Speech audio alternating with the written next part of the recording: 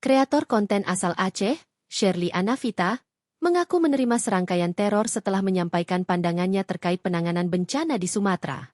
Pengakuan itu disampaikan Sherly melalui unggahan di akun Instagram pribadinya.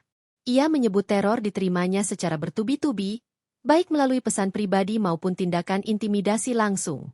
Sherly menuturkan, teror tersebut semakin terasa setelah dirinya, yang berasal dari Aceh, memberikan pandangan di sejumlah acara televisi mengenai bencana di Sumatera.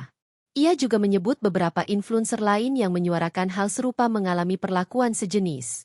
Meski mendapat tekanan, Sherly menegaskan bahwa sikap kritisnya tidak dilandasi kebencian terhadap pemerintah maupun tokoh politik tertentu, termasuk Presiden Prabowo Subianto.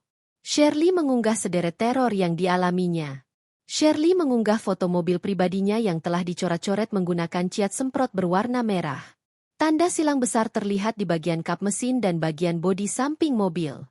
Selain kendaraan, kediaman pribadi Sherly juga menjadi sasaran. Ia melaporkan adanya pelemparan satu kantung telur busuk yang mengenai area tempat tinggalnya. Pelaku juga meninggalkan surat fisik yang berisi pesan bernada ancaman. Tak hanya fisik, serangan juga masif terjadi di ranah digital melalui pesan singkat, DM, dari akun-akun anonim.